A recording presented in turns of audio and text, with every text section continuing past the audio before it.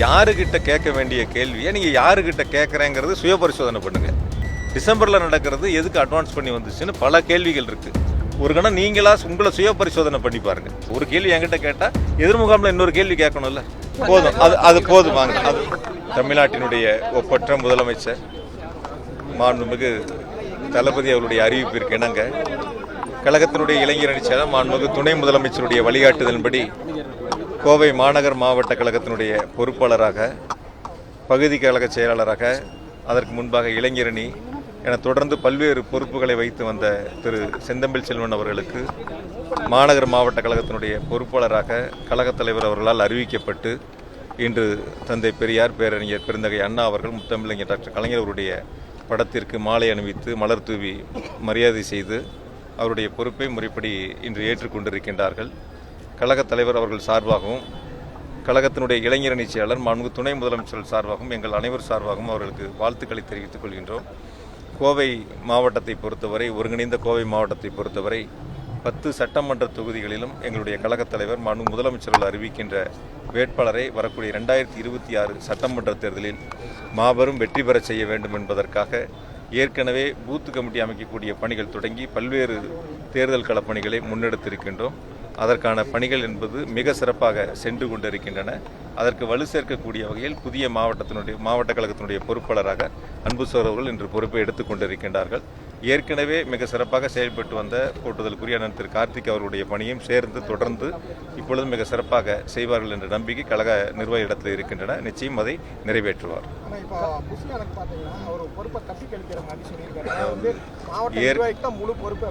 ஏற்கனவே அது சம்பந்தமான முழு விளக்கங்கள் நான் கரூர்லேயே பிரஸ் மீட்டில் முழுசாக கொடுத்துருக்கிறேன். ஏறத்தாழ 1 மணி நேரம் கொடுத்துருக்கிறேன்.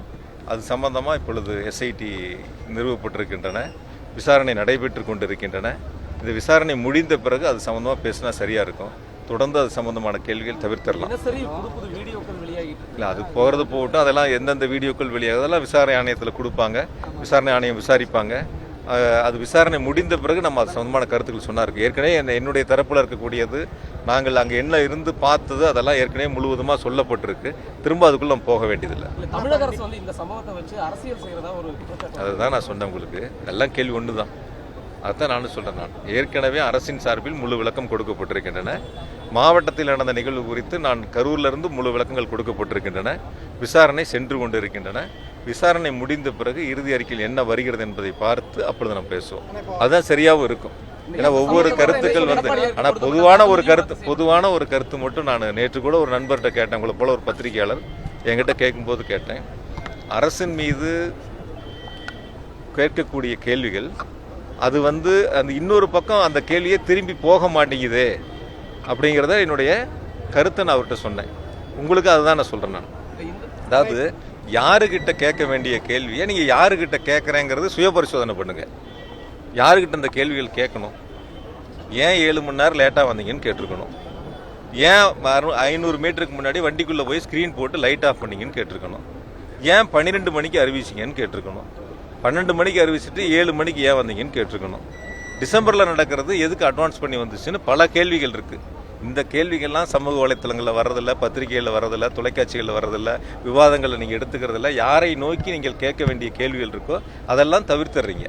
ஒரு கணம் நீங்களா உங்களை சுய பரிசோதனை பண்ணி பாருங்கள். உங்களுடைய செய்திகள் வரணும், உங்களுடைய தொலைக்காட்சிகளில் முன்னாடி வரணும், செய்திகள் விரைவாக போகணும் அப்படிங்கிறதுக்காக இருக்கக்கூடிய யதார்த்த சூழலை எடுத்து சொல்ல வேண்டிய கடமை நம்மகிட்ட இருக்கு. இருக்கா இல்லையா? பொறுப்பு நம்மகிட்ட இருக்கு. அந்த பொறுப்பு என்ன நடந்துச்சு, எப்படி நடந்துச்சு, இதில் யாரெல்லாம் இருக்காங்க, யாருக்கிட்ட ஒரு கேள்வி என்கிட்ட கேட்டால் எதிர்முகாமில் இன்னொரு கேள்வி கேட்கணும்ல. அந்த கேள்விக்கு அப்புறம் என்கிட்ட பதில் கேட்டால் பரவாயில்ல. ஒரே தரப்பில் உங்களுடைய கேள்விகள் மட்டும் இருக்கு, இன்னொரு தரப்பில் கேள்வியே இல்லாமல் இருக்கு. அதனால தான் நான் ஆரம்பத்திலேயே சொன்னேன், இது கரூர் சம்பவம் சம்பந்தமாக இப்போ எந்த கேள்வியும் வேண்டாம், விசாரணை முடியட்டும், அறிக்கை வந்த பிறகு நம்ம திரும்ப சந்திப்போம். போதும்.